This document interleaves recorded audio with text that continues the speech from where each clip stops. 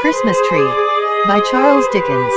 I have been looking on, this evening, at a merry company of children assembled round that pretty German toy, a Christmas tree. The tree was planted in the middle of a great round table, and towered high above their heads. It was brilliantly lighted by a multitude of little tapers, and everywhere sparkled and glittered with bright objects.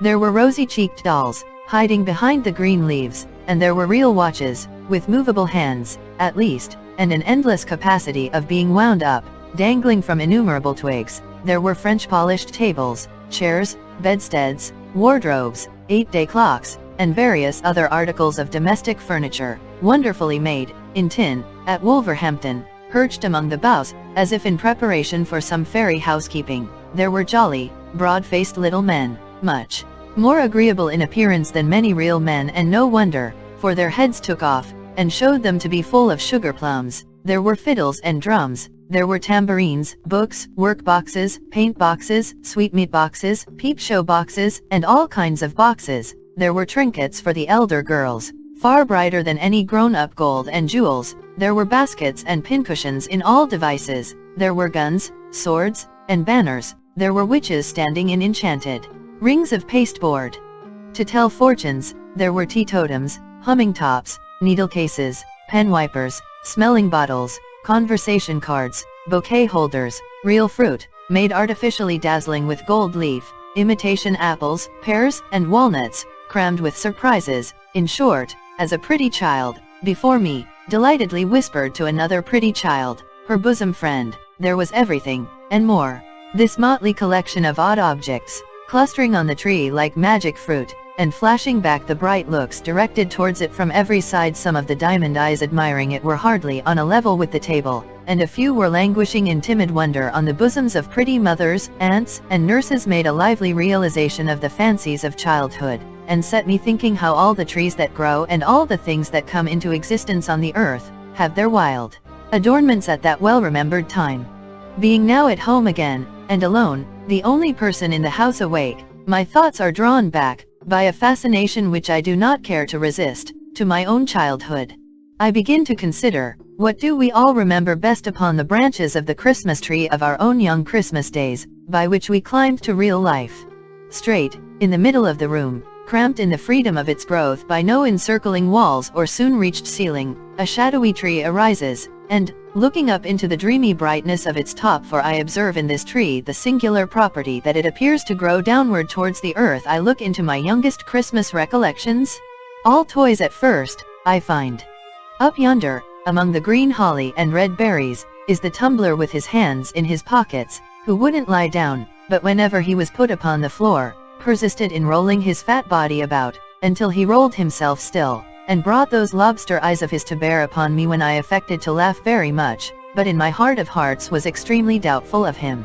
Close beside him is that infernal snuff-box, out of which there sprang a demoniacal counselor in a black gown, with an obnoxious head of hair, and a red cloth mouth, wide open, who was not to be endured on any terms, but could not be put away either, for he used suddenly, in a highly magnified state, to fly out of mammoth snuff-boxes in dreams, when least expected. Nor is the frog with cobbler's wax on his tail, far off, for there was no knowing where he wouldn't jump, and when he flew over the candle, and came upon one's hand with that spotted back red on a green ground, he was horrible. The cardboard lady in a blue silk skirt, who was stood up against the candlestick to dance, and whom I see on the same branch, was milder, and was beautiful, but I can't say as much for the larger cardboard man, who used to be hung against the wall and pulled by a string. There was a sinister expression in that nose of his, and when he got his legs round his neck, which he very often did, he was ghastly, and not a creature to be alone with. When did that dreadful mask first look at me? Who put it on, and why was I so frightened that the sight of it is an era in my life? It is not a hideous visage in itself, it is even meant to be droll. Why then were its stolid features so intolerable? Surely not because it hid the wearer's face. An apron would have done as much, and though I should have preferred even the apron away, it would not have been absolutely insupportable, like the mask. Was it the immovability of the mask? The doll's face was immovable, but I was not afraid of her. Perhaps that fixed and set change coming over a real face, infused into my quickened heart some remote suggestion and dread of the universal change that is to come on every face, and make it still? Nothing reconciled me to it. No drummers, from whom proceeded a melancholy chirping on the turning of a handle, no regiment of soldiers, with a mute band, taken out of a box, and fitted, one by one, upon a stiff and lazy little set of lazy tongs, no old woman, made of wires and a brown paper composition, cutting up a pie for 2 small children, could give me a permanent comfort, for a long time. Nor was it any satisfaction to be shown the mask, and see that it was made of paper, or to have it locked up and be assured that no one wore it. The mere recollection of that fixed face, the mere knowledge of its existence anywhere, was sufficient to awake me in the night all perspiration and horror, with, "Oh, I know it's coming? Oh, the mask! I never wondered what the dear old donkey with the panniers there he is, was made of, then. His hide was real to the touch, I recollect. And the great black horse with the round red spots all over him, the horse that I could even get upon, I never wondered what had brought him to that strange condition, or thought that such a horse was not commonly seen at Newmarket. The 4 horses of no color, next to him, that went into the wagon of cheeses, and could be taken out and stabled under the piano, appeared to have bits of fur tippet for their tails, and other bits for their manes, and to stand on pegs instead of legs, but it was not so when they were brought home for a Christmas present. They were all right, then, neither was their harness unceremoniously nailed into their chests, as appears to be the case now. The tinkling works of the music cart, I did find out, to be made of quill toothpicks and wire, and I always thought that little tumbler in his shirt sleeves, perpetually swarming up one side of a wooden frame, and coming down, head foremost, on the other, rather a weak-minded person though good-natured, but the Jacob's ladder, next him, made of little squares of red wood, that went flapping and clattering over one another, each developing a different picture, and the whole enlivened by small bells, was a mighty marvel and a great delight. Ah! The doll's house? Of which I was not proprietor, but where I visited. I don't admire the Houses of Parliament half so much as that stone-fronted mansion with real glass windows, and doorsteps, and a real balcony greener than I ever see now, except at watering places, and even they afford but a poor imitation. And though it did open all at once, the entire house front, which was a blow, I admit, as cancelling the fiction of a staircase, it was but to shut it up again, and I could believe.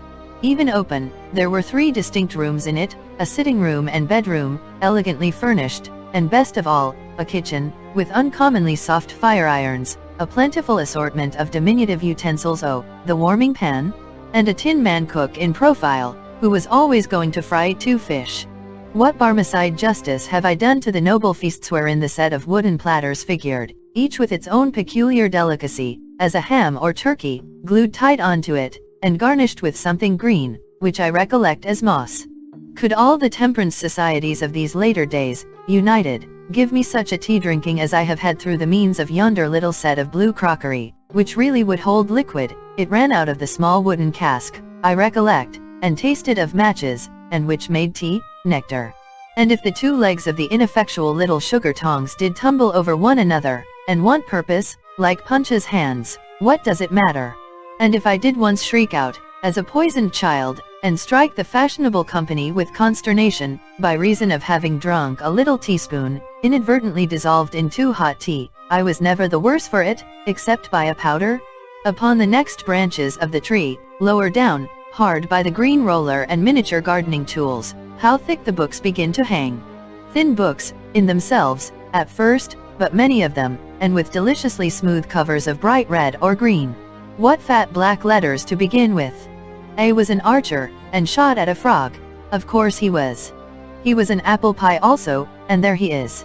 He was a good many things in his time, was A, and so were most of his friends, except X, who had so little versatility, that I never knew him to get beyond Xerxes or Xantip like Y, who was always confined to a yacht or a yew tree, and Z condemned forever to be a zebra or a zany.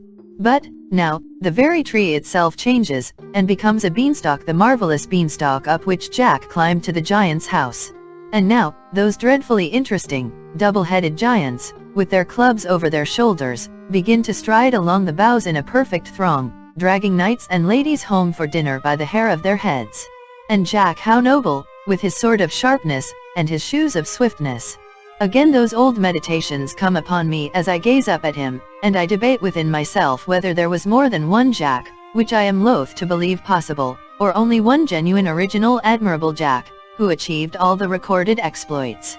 Good for Christmas time is the ruddy color of the cloak, in which the tree making a forest of itself for her to trip through. With her basket Little Red Riding Hood comes to me one Christmas Eve to give me information of the cruelty and treachery of that dissembling wolf who ate her grandmother, without making any impression on his appetite, and then ate her, after making that ferocious joke about his teeth.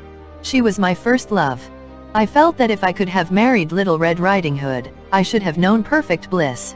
But it was not to be, and there was nothing for it but to look out the wolf in the Noah's Ark there, and put him late in the procession on the table, as a monster who was to be degraded. Oh, the wonderful Noah's Ark! It was not found seaworthy when put in a washing tub, and the animals were crammed in at the roof, and needed to have their legs well shaken down before they could be got in, even there and then, 10 to 1, but they began to tumble out at the door, which was but imperfectly fastened with a wire latch. But what was that against it? Consider the noble fly, a size or two smaller than the elephant, the ladybird, the butterfly, all triumphs of art. Consider the goose, whose feet were so small, and whose balance was so indifferent, that he usually tumbled forward, and knocked down all the animal creation. Consider Noah and his family, like idiotic tobacco stoppers, and how the leopard stuck to warm little fingers, and how the tails of the larger animals used gradually to resolve themselves into frayed bits of string. Hush! Again a forest, and somebody up in a tree, not Robin Hood, not Valentine, not the yellow dwarf, I have passed him and all Mother Bunch Swonders, without mention, but an Eastern king with a glittering scimitar and turban. By Allah, 2 Eastern kings, for I see another, looking over his shoulder. Down upon the grass, at the tree's foot, lies the full length of a coal-black giant, stretched asleep, with his head in a lady's lap, and near them is a glass box, fastened with 4 locks of shining steel, in which he keeps the lady prisoner when he is awake. I see the 4 keys at his girdle now. The lady makes signs to the 2 kings in the tree, who softly descend. It is the setting in of the bright Arabian Nights. Oh, now all common things become uncommon and enchanted to me. All lamps are wonderful, all rings are talismans. Common flower pots are full of treasure, with a little earth scattered on the top. Trees are for Ali Baba to hide in, beefsteaks are to throw down into the valley of diamonds, that the precious stones may stick to them, and be carried by the eagles to their nests, whence the traders, with loud cries, will scare them. Tarts are made, according to the recipe of the vizier's son of Basora, who turned pastry cook after he was set down in his drawers at the gate of Damascus. Cobblers are all Mustafas, and in the habit of sewing up people cut into 4 pieces, to whom they are taken blindfold. Any iron ring let into stone is the entrance to a cave which only waits for the magician, and the little fire, and the necromancy, that will make the earth shake. All the dates imported come from the same tree as that unlucky date, with whose shell the merchant knocked out the eye of the genie's invisible son. All olives are of the stock of that fresh fruit, concerning which the commander of the faithful overheard the boy conduct the fictitious trial of the fraudulent olive merchant. All apples are akin to the apple purchased, with 2 others, from the sultan's gardener for 3 sequins, and which the tall black slave stole from the child. All dogs are associated with the dog, really a transformed man, who jumped upon the baker's counter, and put his paw on the piece of bad money. All rice recalls the rice which the awful lady, who was a ghoul, could only peck by grains, because of her nightly feasts in the burial place. My very rocking horse, there he is, with his nostrils turned completely inside out, indicative of blood, should have a peg in his neck, by virtue thereof to fly away with me, as the wooden horse did with the Prince of Persia, in the sight of all his father's court. Yes, on every object that I recognize among those upper branches of my Christmas tree, I see this fairy light. When I wake in bed, at daybreak, on the cold, dark, winter mornings, the white snow dimly beheld, outside, through the frost on the window pane, I hear Dinarzade. Sister, sister, if you are yet awake, I pray you finish the history of the young king of the Black Islands. Scheherazade replies, if my lord the Sultan will suffer me to live another day, sister, I will not only finish that, but tell you a more wonderful story yet. Then, the gracious Sultan goes out, giving no orders for the execution, and we all 3 breathe again. At this height of my tree I begin to see, cowering among the leaves, it may be born of turkey, or of pudding, or mince pie, or of these many fancies, jumbled with Robinson Crusoe on his desert island, Philip Quarle among the monkeys, Sandford and Merton with Mr. Barlow, Mother Bunch, and the mask, or it may be the result of indigestion, assisted by imagination and overdoctoring, a prodigious nightmare. It is so exceedingly indistinct, that I don't know why it's frightful, but I know it is.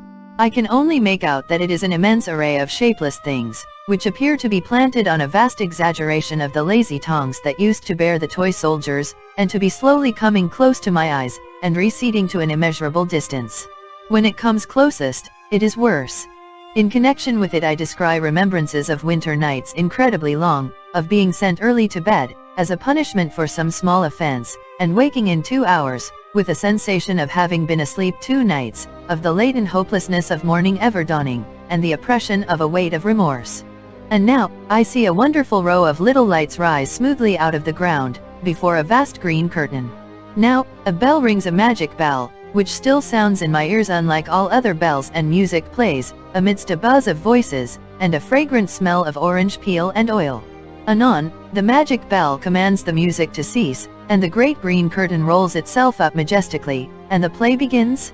The devoted dog of Montargis avenges the death of his master, foully murdered in the forest of Bondy, and a humorous peasant with a red nose and a very little hat, whom I take from this hour forth to my bosom as a friend. I think he was a waiter or an hostler at a village inn, but many years have passed since he and I have met, remarks that the sagacity of that dog is indeed surprising, and evermore this jocular conceit will live in my remembrance fresh and unfading, overtopping all possible jokes, unto the end of time. Or now, I learn with bitter tears how poor Jane Shore, dressed all in white, and with her brown hair hanging down, went starving through the streets, or how George Barnwell killed the worthiest uncle that ever man had, and was afterwards so sorry for it that he ought to have been let off. Come swift to comfort me, the pantomime stupendous phenomenon? When clowns are shot from loaded mortars into the great chandelier, bright constellation that it is, when harlequins, covered all over with scales of pure gold, twist and sparkle, like amazing fish, when Pantaloon, whom I deem it no irreverence to compare in my own mind to my grandfather, puts red-hot pokers in his pocket, and cries, "Here's somebody coming," or taxes the clown with petty larceny, by saying, "Now, I saw you do it," when everything is capable, with the greatest ease, of being changed into anything, and nothing is, but thinking makes it so. Now, too, I perceive my first experience of the dreary sensation often to return in afterlife of being unable, next day, to get back to the dull, settled world, of wanting to live forever in the bright atmosphere I have quitted, of doting on the little fairy, with the wand like a celestial barber's pole, and pining for a fairy immortality along with her. Ah, she comes back, in many shapes, as my eye wanders down the branches of my Christmas tree, and goes as often, and has never yet stayed by me. Out of this delight springs the toy theatre. There it is, with its familiar proscenium, and ladies in feathers, in the boxes, and all its attendant occupation with paste and glue, and gum, and watercolors, in the getting up of the miller and his men, and Elizabeth, or the exile of Siberia. In spite of a few besetting accidents and failures, particularly an unreasonable disposition in the respectable Kelmar, and some others, to become faint in the legs, and double up, at exciting points of the drama, a teeming world of fancies so suggestive and all-embracing, that, far below it on my Christmas tree, I see dark, dirty, real theaters in the daytime, adorned with these associations as with the freshest garlands of the rarest flowers, and charming me yet. But hark! The waits are playing, and they break my childish sleep. What images do I associate with the Christmas music as I see them set forth on the Christmas tree? Known before all the others, keeping far apart from all the others, they gather round my little bed. An angel, speaking to a group of shepherds in a field, some travelers, with eyes uplifted, following a star, a baby in a manger, a child in a spacious temple, talking with grave men, a solemn figure, with a mild and beautiful face, raising a dead girl by the hand, again, near a city gate, calling back the son of a widow, on his bier, to life, a crowd of people looking through the opened roof of a chamber where he sits, and letting down a sick person on a bed, with ropes, the same, in a tempest, walking on the water to a ship, again, on a seashore, teaching a great multitude, again, with a child upon his knee, and other children round, again, restoring sight to the blind, speech to the dumb, hearing to the deaf, health to the sick, strength to the lame, knowledge to the ignorant, again, dying upon a cross, watched by armed soldiers, a thick darkness coming on, the earth beginning to shake, and only one voice heard, "Forgive them, for they know not what they do." Still, on the lower and maturer branches of the tree, Christmas associations cluster thick. Schoolbooks shut up, Ovid and Virgil silenced, the Rule of Three, with its cool impertinent inquiries, long disposed of, Terence and Plautus acted no more, in an arena of huddled desks and forms, all chipped, and notched, and inked, cricket bats, stumps, and balls, left higher up, with the smell of trodden grass and the softened noise of shouts in the evening air. The tree is still fresh, still gay. If I no more come home at Christmas time, there will be boys and girls, thank heaven, while the world lasts, and they do. Yonder they dance and play upon the branches of my tree, God bless them, merrily, and my heart dances and plays too. And I do come home at Christmas. We all do, or we all should. We all come home, or ought to come home, for a short holiday, the longer, the better, from the great boarding school, where we are forever working at our arithmetical slates, to take and give a rest. As to going a-visiting, where can we not go, if we will, where have we not been, when we would, starting our fancy from our Christmas tree? Away into the winter prospect. There are many such upon the tree. On, by low-lying, misty grounds, through fens and fogs, up long hills, winding dark as caverns between thick plantations, almost shutting out the sparkling stars, so, out on broad heights, until we stop at last, with sudden silence, at an avenue. The gate bell has a deep, half-awful sound in the frosty air, the gate swings open on its hinges, and, as we drive up to a great house, the glancing lights grow larger in the windows, and the opposing rows of trees seem to fall solemnly back on either side, to give us place. At intervals, all day, a frightened hare has shot across this widened turf, or the distant clatter of a herd of deer trampling the hard frost, has, for the minute, crushed the silence too. Their watchful eyes beneath the fern may be shining now, if we could see them, like the icy dewdrops on the leaves, but they are still, and all is still. And so, the lights growing larger, and the trees falling back before us, and closing up again behind us, as if to forbid retreat, we come to the house. There is probably a smell of roasted chestnuts and other good comfortable things all the time, for we are telling winter stories, ghost stories, or more shame for us, round the Christmas fire, and we have never stirred, except to draw a little nearer to it. But, no matter for that. We came to the house, and it is an old house, full of great chimneys where wood is burnt on ancient dogs upon the hearth, and grim portraits, some of them with grim legends, too, lower distrustfully from the oaken panels of the walls. We are a middle-aged nobleman, and we make a generous supper with our host and hostess and their guests, it being Christmas time, and the old house full of company, and then we go to bed. Our room is a very old room. It is hung with tapestry. We don't like the portrait of a cavalier in green, over the fireplace. There are great black beams in the ceiling, and there is a great black bedstead, supported at the foot by two great black figures, who seem to have come off a couple of tombs in the old baronial church in the park, for our particular accommodation. But, we are not a superstitious nobleman, and we don't mind. Well, we dismiss our servant, lock the door, and sit before the fire in our dressing gown, musing about a great many things. At length we go to bed. Well, we can't sleep. We toss and tumble, and can't sleep. The embers on the hearth burn fitfully and make the room look ghostly. We can't help peeping out over the counterpane, at the two black figures and the cavalier, that wicked-looking cavalier in green. In the flickering light they seem to advance and retire, which, though we are not by any means a superstitious nobleman, is not agreeable. Well, we get nervous, more and more nervous. We say this is very foolish, but we can't stand this, we'll pretend to be ill, and knock up somebody. Well, we are just going to do it, when the locked door opens, and there comes in a young woman, deadly pale, and with long fair hair, who glides to the fire, and sits down in the chair we have left there, wringing her hands. Then, we notice that her clothes are wet. Our tongue cleaves to the roof of our mouth, and we can't speak, but, we observe her accurately. Her clothes are wet, her long hair is dabbled with moist mud, she is dressed in the fashion of 200 years ago, and she has at her girdle a bunch of rusty keys. Well, there she sits, and we can't even faint, we are in such a state about it. Presently she gets up, and tries all the locks in the room with the rusty keys, which won't fit one of them. Then, she fixes her eyes on the portrait of the cavalier in green, and says, in a low, terrible voice, "The stags know it." After that, she wrings her hands again, passes the bedside, and goes out at the door. We hurry on our dressing gown, seize our pistols, we always travel with pistols, and are following, when we find the door locked. We turn the key, look out into the dark gallery, no one there. We wander away, and try to find our servant. Can't be done. We pace the gallery till daybreak, then return to our deserted room, fall asleep, and are awakened by our servant. Nothing ever haunts him, and the shining sun. Well, we make a wretched breakfast, and all the company say we look queer. After breakfast, we go over the house with our host, and then we take him to the portrait of the Cavalier in green, and then it all comes out.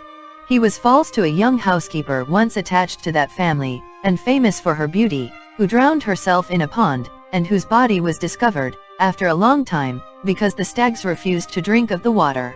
Since which, it has been whispered that she traverses the house at midnight, but goes especially to that room where the Cavalier in green was wont to sleep, trying the old locks with the rusty keys. Well, we tell our host of what we have seen, and a shade comes over his features, and he begs it may be hushed up, and so it is. But, it's all true, and we said so, before we died. We are dead now, to many responsible people.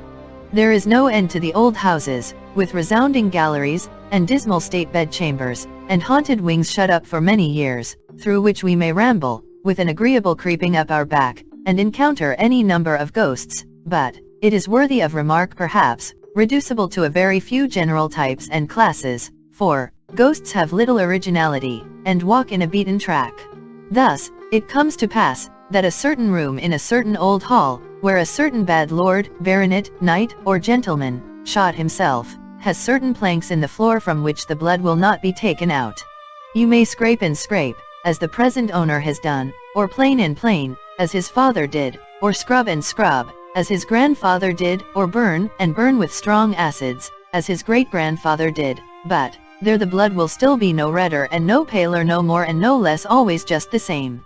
Thus, in such another house there is a haunted door, that never will keep open, or another door that never will keep shut, or a haunted sound of a spinning wheel, or a hammer, or a footstep, or a cry, or a sigh, or a horse's tramp, or the rattling of a chain. Or else, there is a turret clock, which, at the midnight hour, strikes 13 when the head of the family is going to die, or a shadowy, immovable black carriage which at such a time is always seen by somebody, waiting near the great gates in the stable yard. Or thus, it came to pass how Lady Mary went to pay a visit at a large wild house in the Scottish Highlands, and, being fatigued with her long journey, retired to bed early, and innocently said, next morning, at the breakfast table, how odd, to have so late a party last night, in this remote place, and not to tell me of it, before I went to bed. Then, everyone asked Lady Mary what she meant. Then, Lady Mary replied, why, all night long, the carriages were driving round and round the terrace, underneath my window. Then, the owner of the house turned pale, and so did his lady, and Charles MacDoodle of Macdoodle signed to Lady Mary to say no more, and everyone was silent. After breakfast, Charles MacDoodle told Lady Mary that it was a tradition in the family that those rumbling carriages on the terrace betokened death. And so it proved, for, 2 months afterwards, the lady of the mansion died. And Lady Mary, who was a maid of honor at court, often told this story to the old Queen Charlotte, by this token that the old king always said, what? Ghosts, ghosts? No such thing, no such thing. And never left off saying so, until he went to bed. Or, a friend of somebody's whom most of us know, when he was a young man at college, had a particular friend, with whom he made the compact that, if it were possible for the spirit to return to this earth after its separation from the body, he of the twain who first died, should reappear to the other.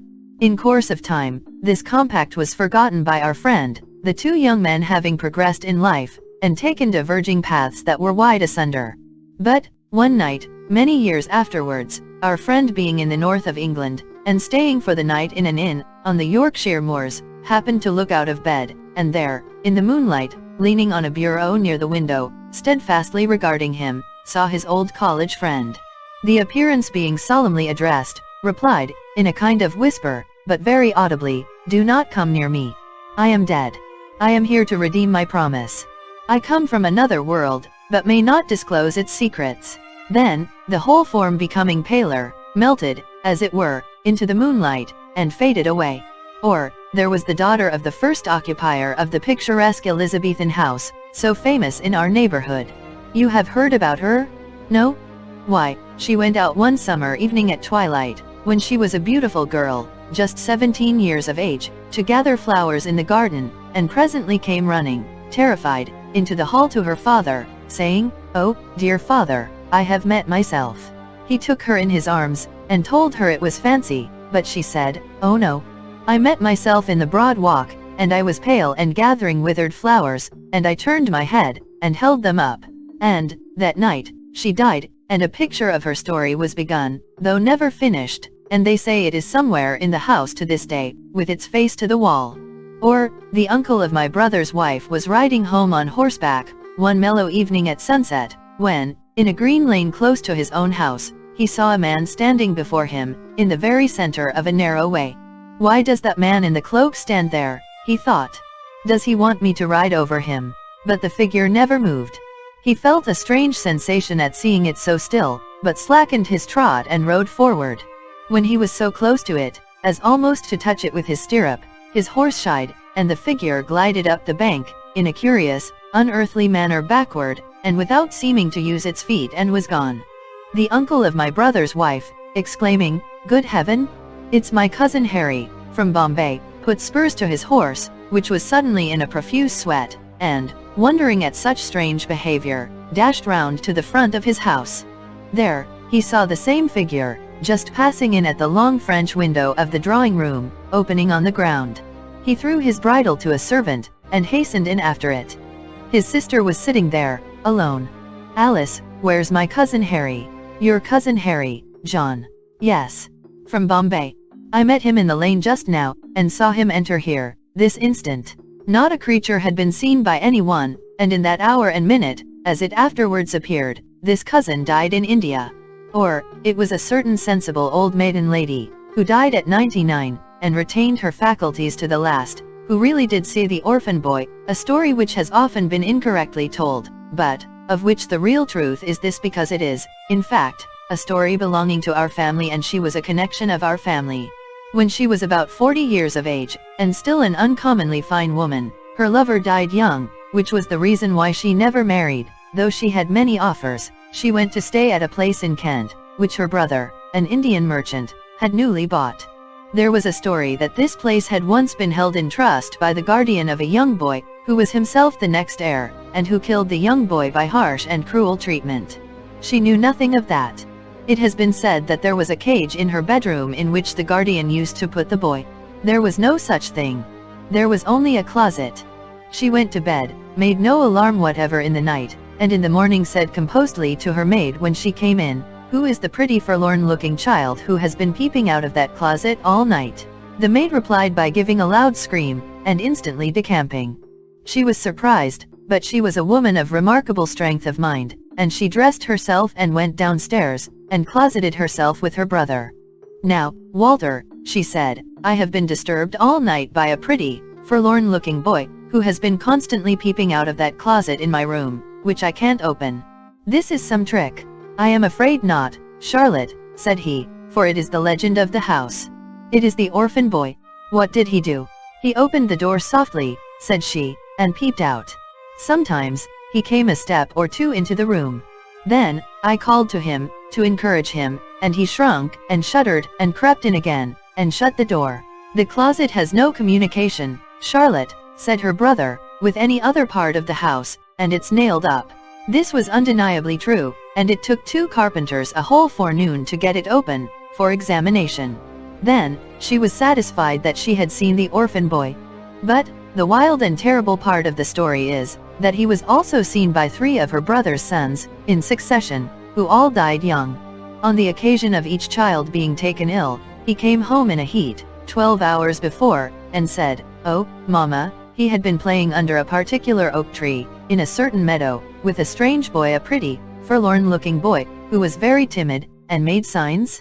From fatal experience, the parents came to know that this was the orphan boy, and that the course of that child whom he chose for his little playmate was surely run. Legion is the name of the German castles, where we sit up alone to wait for the spectre, where we are shown into a room, made comparatively cheerful for our reception, where we glance round at the shadows thrown on the blank walls by the crackling fire, where we feel very lonely when the village innkeeper and his pretty daughter have retired, after laying down a fresh store of wood upon the hearth, and setting forth on the small table such supper cheer as a cold roast capon, bread, grapes, and a flask of old Rhine wine, where the reverberating doors close on their retreat, one after another, like so many peals of sullen thunder, and where, about the small hours of the night, we come into the knowledge of divers supernatural mysteries. Legion is the name of the haunted German students, in whose society we draw yet nearer to the fire, while the schoolboy in the corner opens his eyes wide and round, and flies off the footstool he has chosen for his seat, when the door accidentally blows open.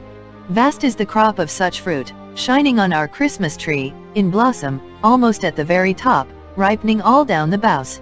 Among the later toys and fancies hanging there as idle, often and less pure be the images once associated with the sweet old waits, the softened music in the night, ever unalterable. Encircled by the social thoughts of Christmas time, still let the benignant figure of my childhood stand unchanged.